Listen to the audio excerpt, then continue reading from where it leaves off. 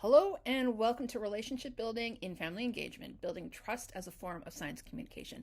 My name is Rae Martens and I am a knowledge broker with the Family Engagement Program. I am very much looking forward to sharing this information with you today. Now, this is a slide of not only the wonderful place that I live in, but I think it was just kind of humorous to reflect the fact that around this time as well, too, given the fact that it is May, it's actually kind of been back and forth when it comes to snow and sunshine. So it's kind of reflective of the unusual spring that comes in Alberta. But not only that, I wanted to take an opportunity to acknowledge the privilege that I have in living, working, and playing in Treaty 7 territory in Calgary, Alberta, as well as the fact that it is home to the Métis Nation of Alberta, Districts 5 and 6. And as I mentioned before, my name is Rae Martens. I have been a part of the patient-oriented research family engagement community for almost 10 years, which has been quite the journey myself. I started out actually first as a caregiver in the disability community, raising my son who was born quite medically complex, and as since have actually moved forward myself, having lived experience of disability myself. And now I have, for the last 10 years, been working in partnership with CanChild as well as Kids Brain Health Network. This opportunity for collaboration has allowed me to be a research partner in a variety of different avenues, be it from rehabilitation science to public policy. Some of my most interesting experiences have been things like speaking and presenting at the United Nations, both in Geneva, Switzerland, as well as in New York. My passions and my focus of study in the past has been knowledge mobilization and science communication.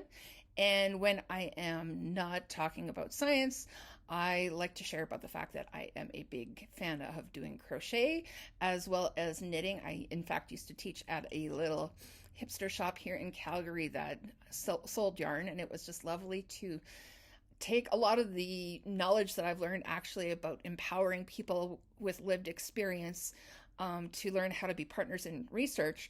I took a lot of those characteristics and translated them into being a cheerleader / instructor for crochet for people who immediately came into these classes feeling like they had imposter syndrome. I heard a lot of anecdotes from people talking about immediately they would introduce themselves and they say, and my mother always told me that I was a terrible learner or incapable of learning new things.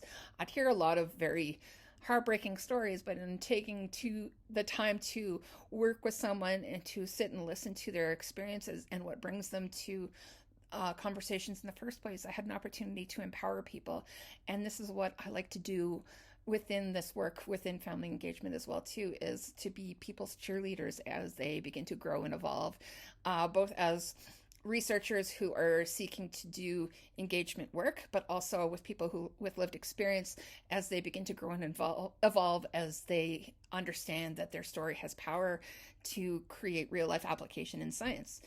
And so when I'm not doing crochet as well too, I'm a lifelong learner. I have been taking a variety of different courses. I'm a big reader, and I'm also very passionate about coffee. And as I mentioned previously, this webinar is brought to you by the Family Engagement Program. This is a training program with a variety of different topics that it pursues, but the overall purpose essentially is to bring people with lived experience together with clinicians as well as researchers to collaborate and learn both synchronously as well as asynchronously about the development of healthy partnerships in family engagement. We also have other programs such as the Leadership Academy, which is an opportunity for people to not only build their skill set when it comes to leadership, but advance the work of family engagement in their respective communities as well too.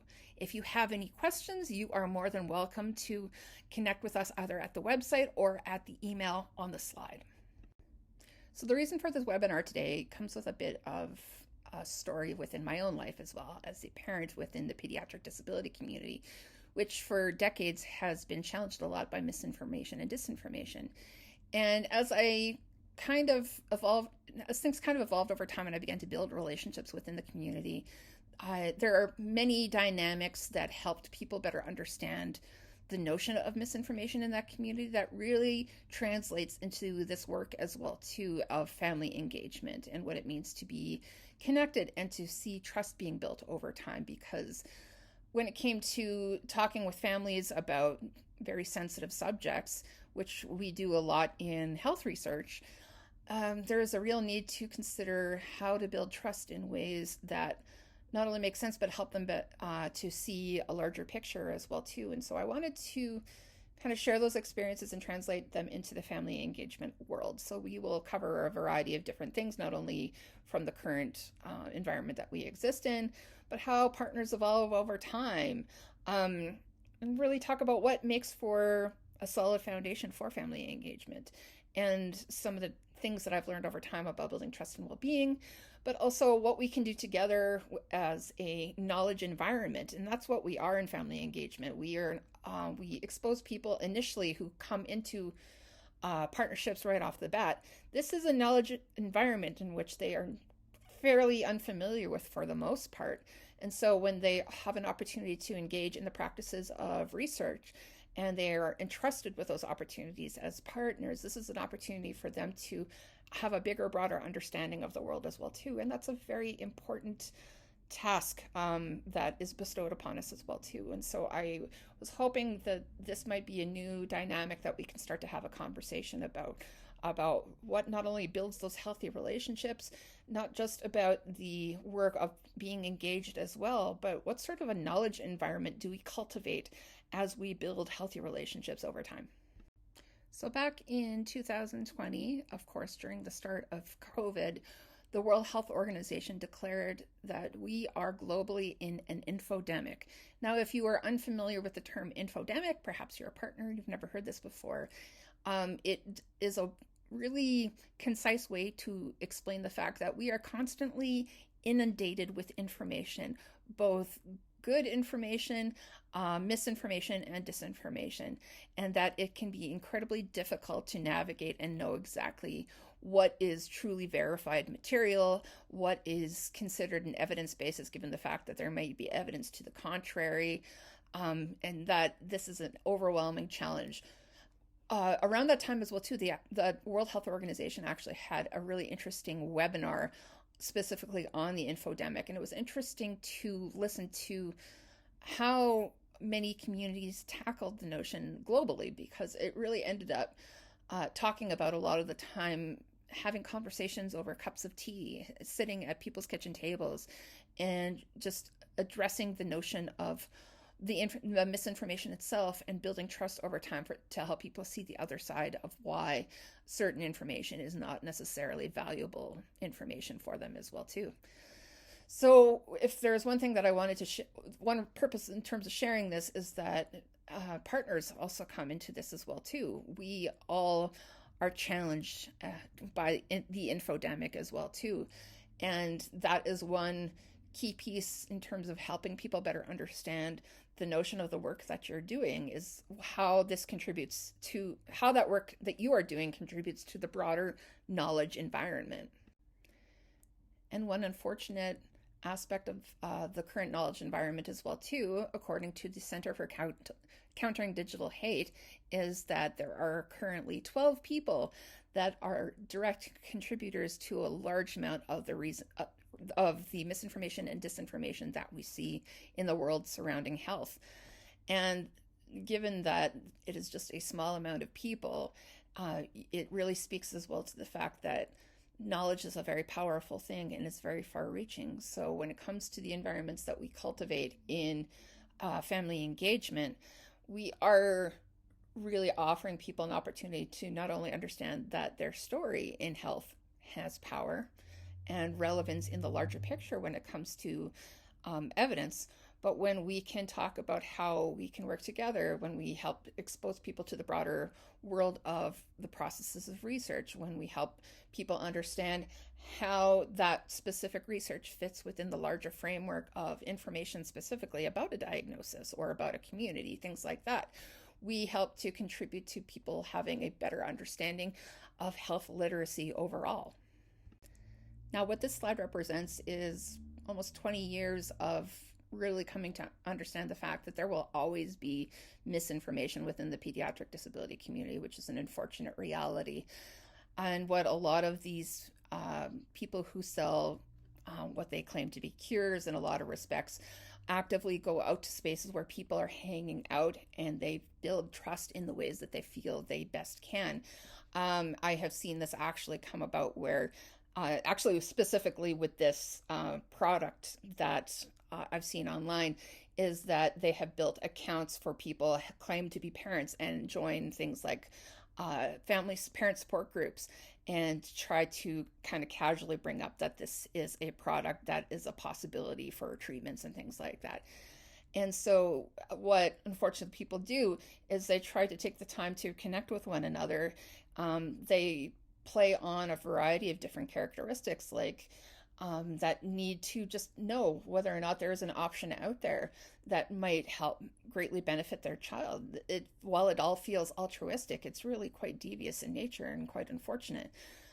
So when it comes to the idea of building relationships, while snake oil sellers prey on vulnerabilities, we, as people in the research world who are doing engagement work, we need to better understand the fact that people come into building relationships with people with those vulnerabilities in hand as well too. And so we need to help people understand that, number one, they're not being tokenized, that they are a valued member as well too, that their life experience as parents is something of value, and that all of these things really come into helping better understand that it's not acknowledging the vulnerabilities of a person's life experience in a way that takes advantage of a person, but helps them better understand that there's value, and without being asked to do something like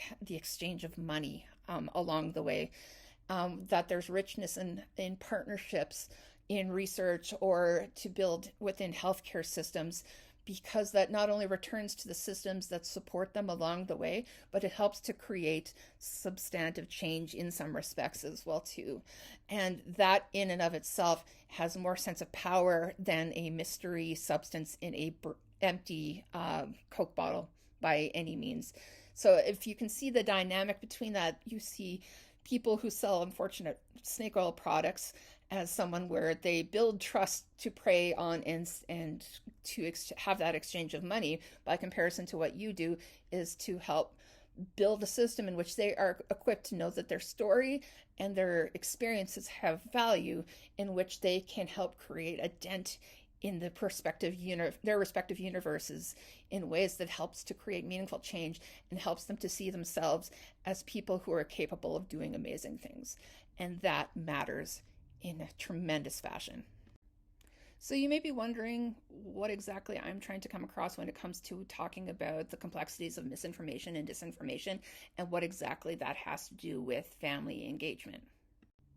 In both cases, you are looking at a complex journey when it comes to building trust. But what brings them together and ties them together, relationally speaking, is the fact that when we provide space to have trust built, and we create a knowledge building environment, which we do when it comes to connecting people to a broader understanding of the world of research or within healthcare systems, we can directly contribute to the knowledge environment that addresses the subject of misinformation and disinformation. But overall, when it comes to the idea of building trust, we need to understand in both cases that trust is rarely built through a singular conversation. And this is something that I have truly learned over time, is that to say, well, in the world of misinformation, that XYZ is misinformation, there is understanding the why, but then there is also deconstructing the emotional connection to that bit of information as to why someone thought that this was a valued bit of information. When it comes to talking about building trust in the context of family engagement, building trust helps people to understand that their time is, number one, valuable, that it was put to good use, that they will see impact in the efforts that they've put in when it comes to collaboration, and understanding that their story is valuable, and to hand it to someone who they didn't know previously is a very important and sacred connection as well too. And so when we create the space to do so, we not only build trust to help with a person's story, but helps them to see that larger knowledge environment when it comes to the partnership work that we do together. So we can all directly contribute towards empowering people in their journey towards health and science literacy, and engaging in partnership really matters because that directly contributes to their better understanding of both worlds at large. So when we talk about the notion of building trust, I think the overall concise point to make here is the fact that knowledge is a community effort.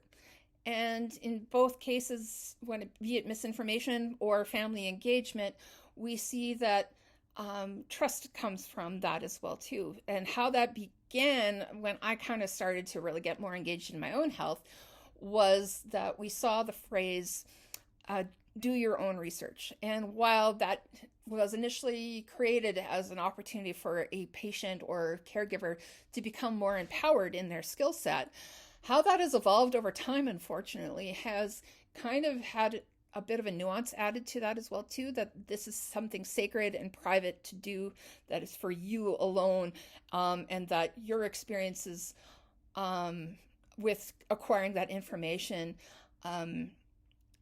really should never be toyed with. But at the same time, not everybody's built with the skill set to understand the whole system at large that they engage with. So in a more ideal setting, we talk about things like doing your own research, but then coming to the support person in your healthcare team, be it your physician or things like that, take this information and learn from it in a way to know, okay, I've seen this on Google Doc, and I'd like to talk a little bit more about whether or not this fits specifically with my healthcare goals. And a physician can talk about whether or not it is a valid study, talk about whether, if it's not, why or what the differences are and how that might not pertain to their health goals, or whether or not it's misinformation, things like that. So that knowledge is a community effort piece when it comes to misinformation helps people to understand that this is something that we need to do together as a community. From a building trust piece as well too, what we do is help people to not only understand that their experiences are valid, but helps them to build a skill set in better understanding the health system as a whole, or the research system as a whole, understanding where a study may fit within the broader scope of things, whether it's just step one in clinical trials, and knowing that someone else somewhere down the road needs to replicate that information in order to validate what the findings were, and things like that. Understanding that data tells a story, and helping people to better understand what story the data that you collect is beginning to tell. Helping people understand the dissemination process, which is a tremendous thing as well too. When we offer space for people to speak at conferences, as you disseminate that information, you're helping people to see the larger picture of how the flow of information works when it comes to health information. All of these things directly build to helping people understand from the community how knowledge helps a person feel more empowered over time. And that's where it fits within the framework of family engagement. But let's dig in a little bit more as to what this community effort looks like. This is a paper that came out recently that utilized the hashtag how not to do patient engagement. Now, if you are unfamiliar with this specific hashtag, or you are not on Twitter or X, whatever you choose to call it, this hashtag was actually mutually shared by people with lived experience, as well as clinicians and researchers who do engagement work, as a space to sort of vent their frustrations about how the system sometimes is not the most supportive, or sometimes you have a negative experience within being engaged, things like that. And it's a space where people have managed to, over time, find solutions in some cases as well too. But there's a number of entries on there as well too, and enough to create a very fascinating paper. And I'm happy to share with you as well too, if you are not familiar with understanding how to access the DOI that's on the slide here. But this is a framework that talks about an ideal setting in which partnership is represented with authenticity, and in many cases as well too, the characteristics within this framework talk about the characteristics of what it takes to build trust over time as well too. Understanding that lived experience is real world evidence, inclusive partnership process that helps people feel like they're not just in the room, but they're actually getting involved and feel and are valued. Patient informed co-design research and respectful collaboration, understanding that they want to see impact along the way. All of these things help to tell the story in which trust is built and a sense of belonging is cultivated as well. So what does knowledge acquisition tend to look like for the average person? This is going to be a bit generalized in terms of what I am sharing here, and you will find differences for some people, but from an average standpoint, you're going to find a lot of people starting out straight out the gate, first time as partners or advisors. This tends to kind of fall within a fairly consistent framework. So a lot of people tend to exist solely within the top of the iceberg, understanding that they gather explicit and implicit knowledge from isolation, doing things on their own. And the experience that they have within the partnership that you have as well here too is that tacit knowledge, and that is knowledge in interaction. But let's talk a little bit more what that interactive piece looks like.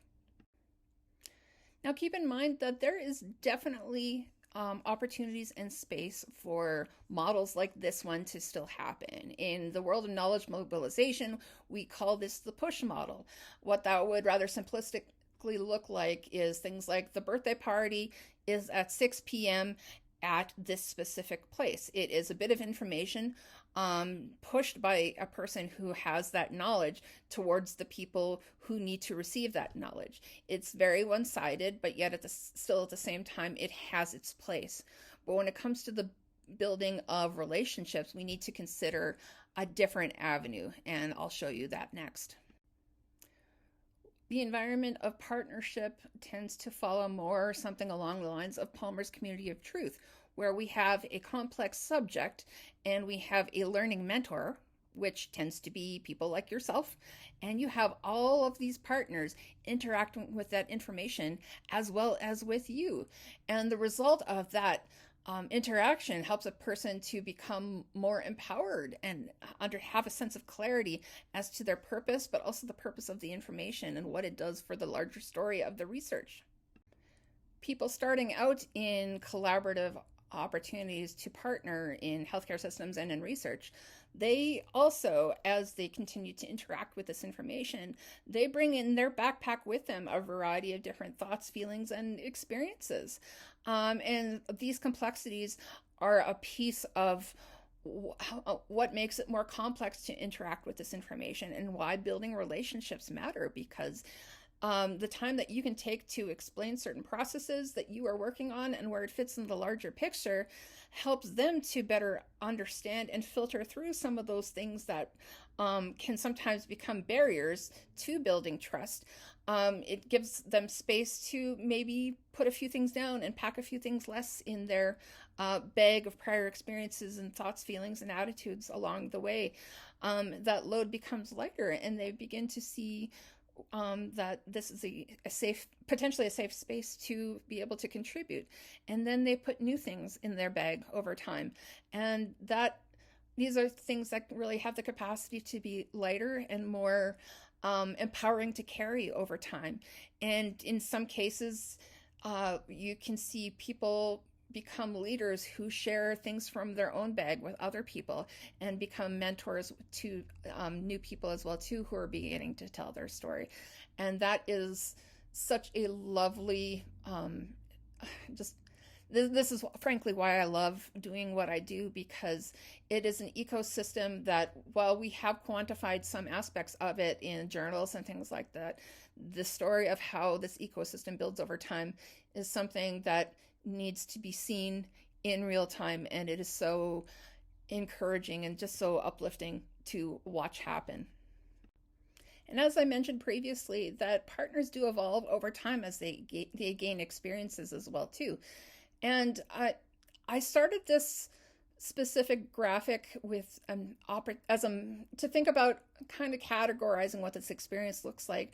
But over time, I'm coming to really think that this doesn't necessarily need to be different levels, but perhaps a spectrum that in which people bounce back and forth from, because there may be things that have put someone on a trajectory towards the third level, but at the same time, there are aspects of partnership work that have brought them back to level one as well too. So while there is a need to kind of evolve how this is expressed, I just wanted to share that people move through different processes as they from understanding where this fits in the world to feeling a little bit more empowered. And in some cases, you get people who are potentially leaders and who could practically write their own grant proposals on their own. All of these things are worth talking about and understanding where your partners are at as well too. But at the same time, I think that this will definitely evolve into something a bit more reflective of the experience over time.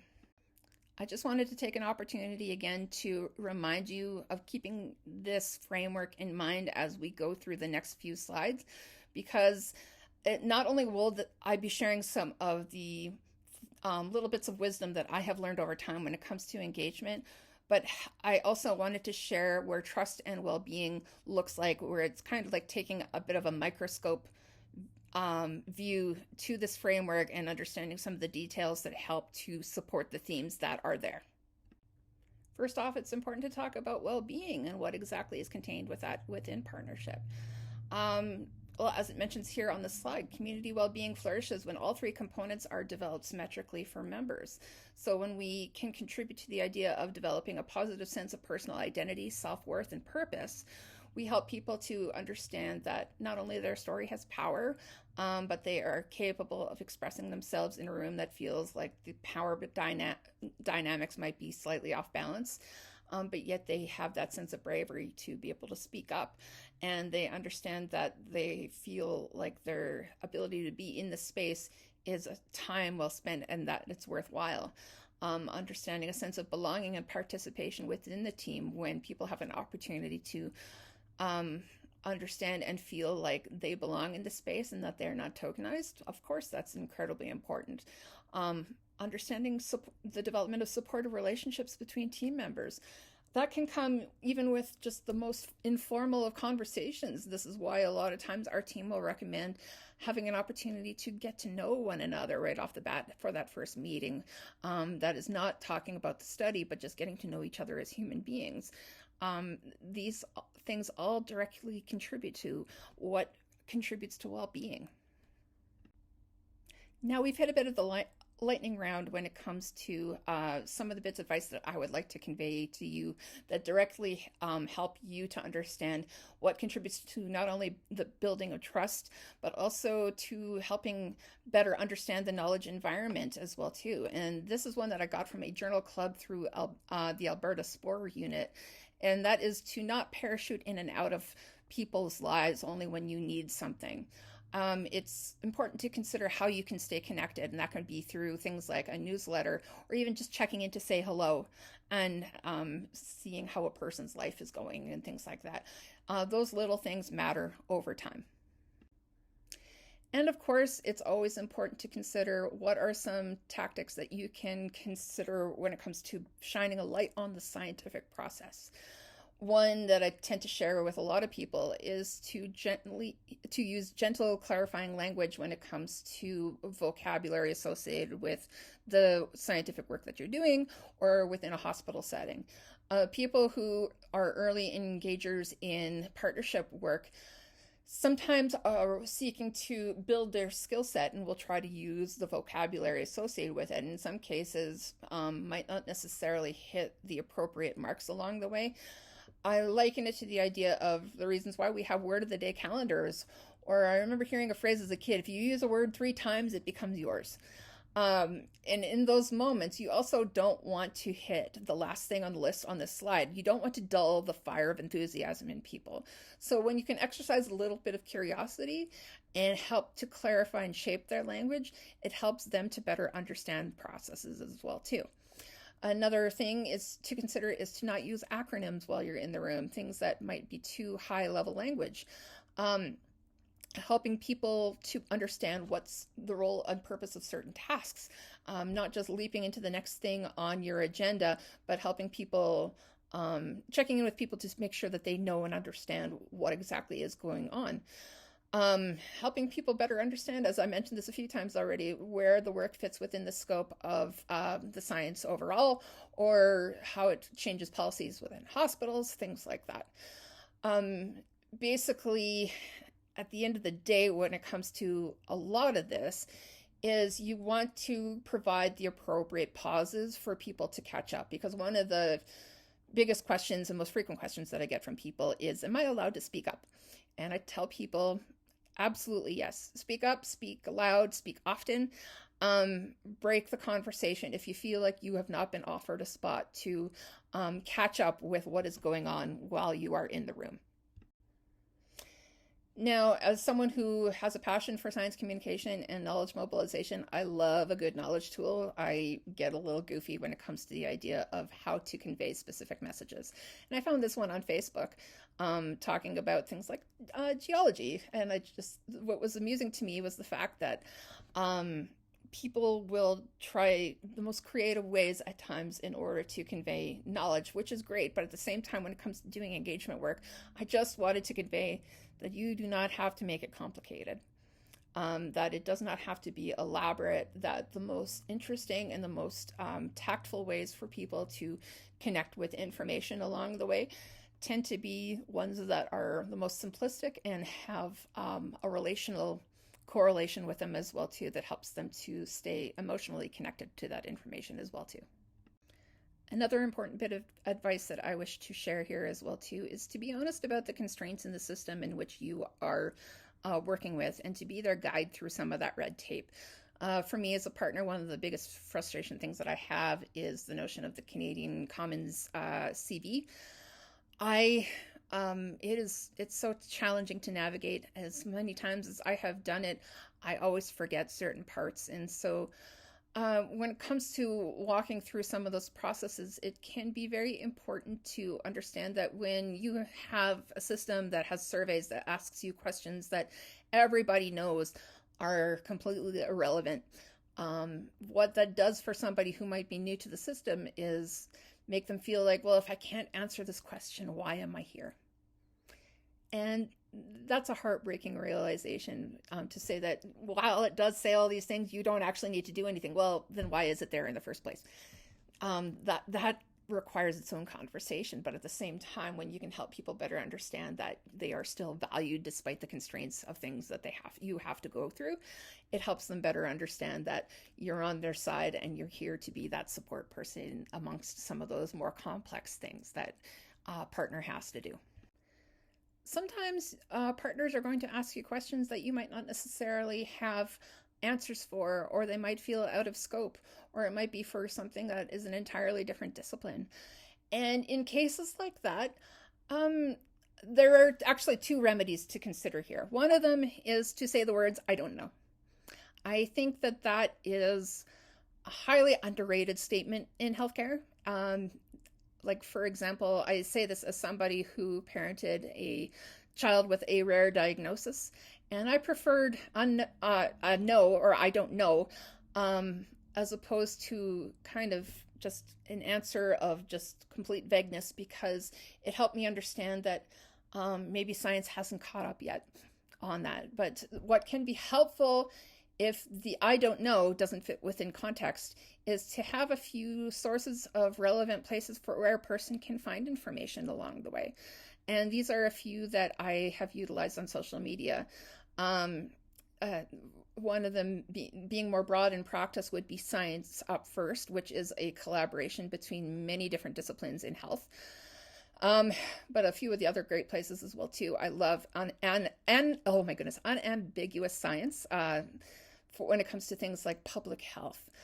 So these are all great places to look on, places like X or Instagram as well too, and Facebook. So at least when people can cultivate their feed for evidence-based information, you are helping send them in the right direction. Now, when it comes to the notion of building trust, this is a graphic that speaks highly to me for one purpose, actually. I became certified in something as a Facebook Power Admin, which is a very strange title to have, I know. But in doing 10 years of engagement work on Facebook as a platform, what that has offered me is space to have a supportive community of people who do engagement work, even just for the most basic of social things. But at the same time, there are very many common dynamics in which why people engage on social media platforms. I got to talk a bit with them, or with a lot of these other moderators, to talk about what it takes to have trust built, especially with groups that are diagnosis based. And because there's a lot of that push towards doing things like study recruitment on social media now, it's hard to know exactly how a person feels if they are engaged in what is considered really sacred spaces. Support groups are private spaces, and not everyone is willing to invite strangers in who might not necessarily be affiliated with that work. So when it comes to building trust with people, that comes with its own complex conversations, in be it short-term and long-term. This one is more long-term, but I think speaks highly to a lot of the dynamics that play into these partnerships. And one of them that I really wanted to flag here was the notion of meaningful future. And this is something that was flagged by a lot of the Facebook Power Admins that I spoke to, is understanding the purpose behind these exchanges and understanding what that means from a longitudinal standpoint. They want to know, does this time that I commit to it have value? Will it change the trajectory of my experiences in health and healthcare? Understanding whether or not it is okay to safely be oneself along the way. All of these things really factor into that, and that can be a bit of how things are gauged from straight out the gate as well too, in terms of when a person is asked to be a partner in research. So there's a lot of checks, and in some cases it might not necessarily be things that people would even know to ask as well too in this case. And it really can be an important thing to understand that as well too, that there may be that lack of information or framework to know what comes from saying yes to being a partner with you. And so keeping that in mind, it can be worth thinking about what you ask, what your approach is, understanding that trust forms over time. Can you tailor your questions in ways that helps them to make sense of what you see in this graphic here? And how those questions are and what those approaches are going to be very unique to your own work as well too. And as I mentioned before about the evolution that people go through as partners in terms of their ability to be confident to do this work and understanding what is asked of them as well too, it's important to consider what psychological safety means in this conversation as well. Now, what's interesting about this as a subject pertaining to the process of engagement is that it's not really that well spoken about. So within our family engagement in research training program, one of the end projects that is done is people co-create a knowledge tool together about certain aspects of family engagement, things that are particularly meaningful to them. And we found a very common pattern with some students who did tools on the notion of supporting psychological safety and engagement. And we thought, okay, as a team, this is coming up a lot. We should see what is out there in terms of this particular subject. And so we connected with a researcher and psychologist out of IWK in the Maritimes.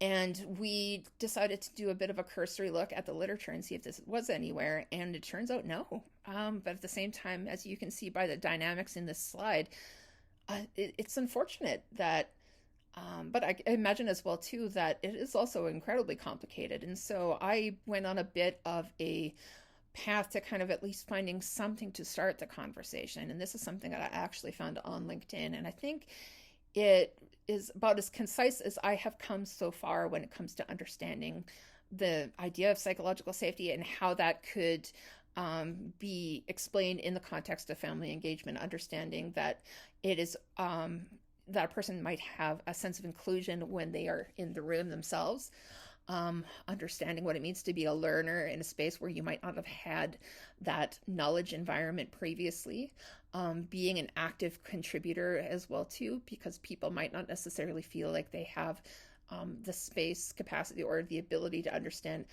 how to answer some of the complex questions that may come their way. And when it comes to the notion of feedback, being a challenger, that is the safety stage. It might be where something is, plans are heading in one direction and a person might disagree, but in some cases as well too, it's the engagement process itself. And one struggle that I come across with my students a lot is how to provide feedback in a way that is received well. And it is one thing to be brave to be able to speak out as a partner. It is another thing that we need to start having a conversation more about the skill set of people who do engagement work to receive potential negative feedback as well too, and how to process and build that skill set to receive that in a way that is constructive and to create meaningful change along the way. And the last thing to mention about this particular set of 4 stages is that throughout the engagement process, you will kind of bounce back and forth between a lot of these different dynamics depending on the tasks that you are doing. So overall, when it comes to the development of a sense of belonging, it is really just important to see these as the most simplistic values as possible. And that is that a person feels valued, needed, and accepted by others, that it becomes a safer space than what that may evolve over time as well too, where a person might begin to see that, yeah, I actually am capable of meaningful contributions in this space, understanding that a person's beliefs may be valid. And this is something that overlaps a bit with the misinformation and disinformation as world as well too, is that I have seen some hesitation to connect with people who might subscribe to more controversial beliefs. At the same time, they still have a story to tell, and as much as there is that hesitation to provide a platform for people who might have a deep interest in certain aspects of misinformation and disinformation, I think there is something to be said about creating parameters in which that is not a conversation to be had and keeping on task. And so that there are ways to plan around that as well too. And understanding in the sense of belonging that your efforts are worthwhile, and being comforted by the fact that you are in a room of people who share your interests as well too. Anybody who was willing to support myself as a parent and the complex life that I lived raising my son, I was so deeply, deeply thankful for, and I know that many people feel the same way as well too as partners. So how do we begin to envision an overall community that has that trust built and those positive outcomes that you wish to see? First off, I think it's important to consider how we frame the work or tasks that need to get done. We need to move from the idea of how do I use people to get the work done to how can I use available work to develop people.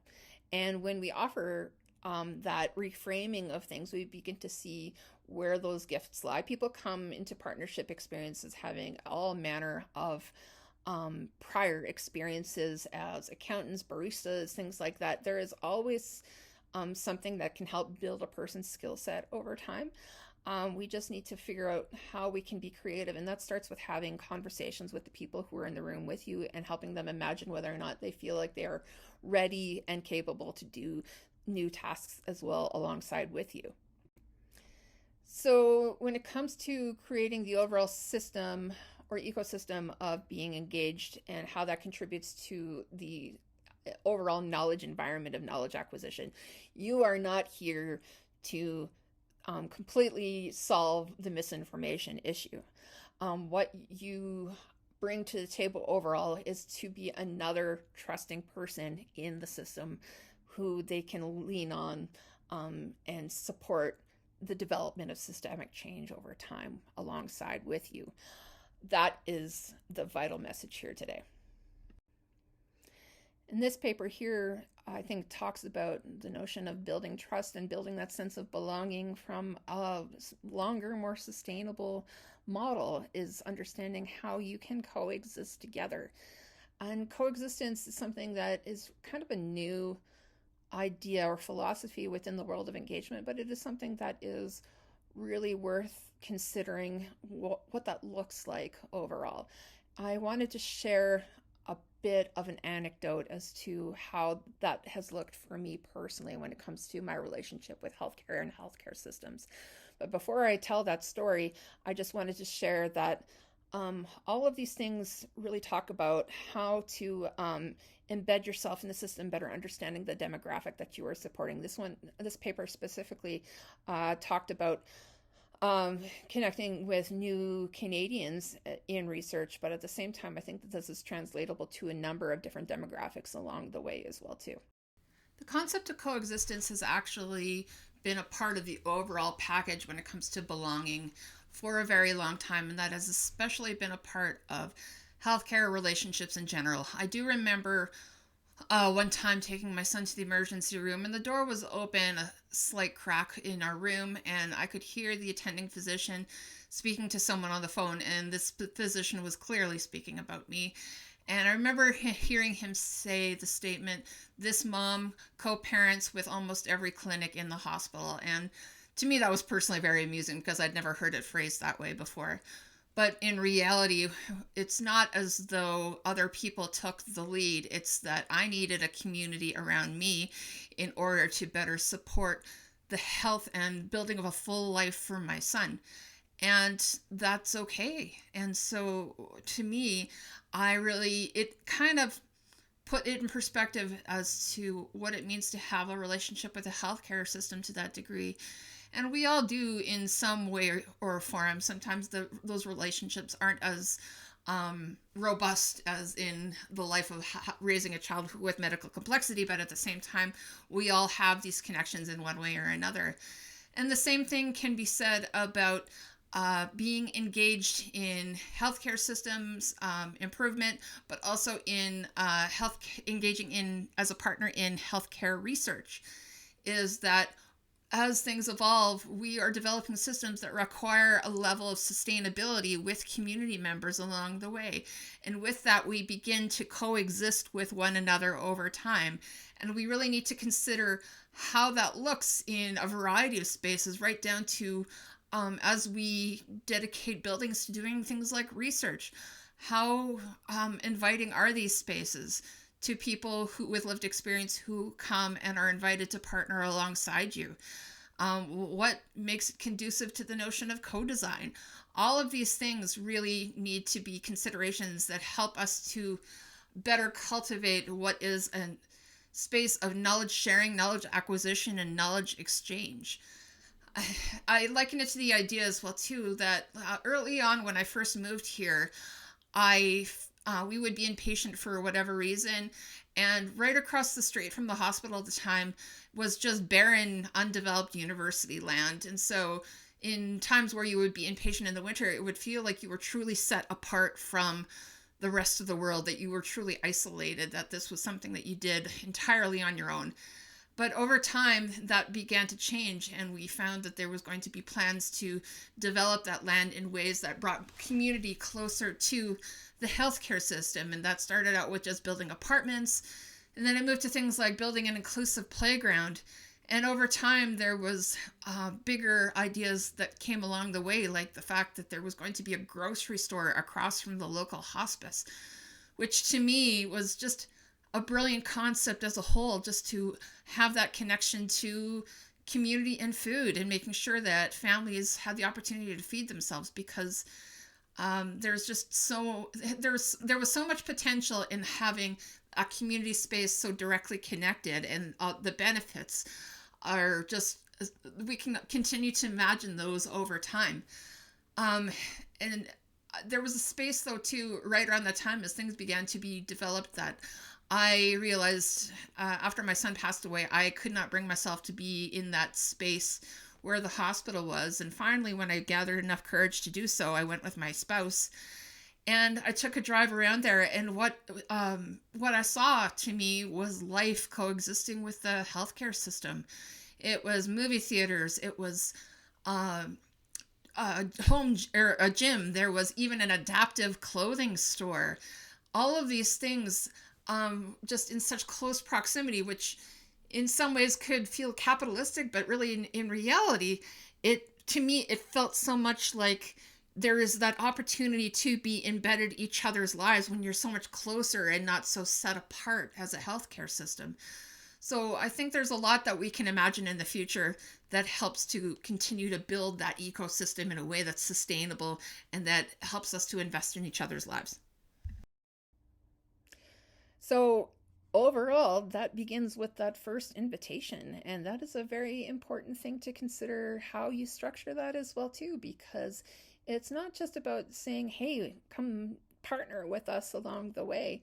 It's understanding that how you can tell the story for people in terms of what this does in the larger picture. And as I mentioned as well too, as you build that relationship, as you help provide that invitation, is maybe begin to tell that story of how that experience has landed for other people who have partnered over time as well too.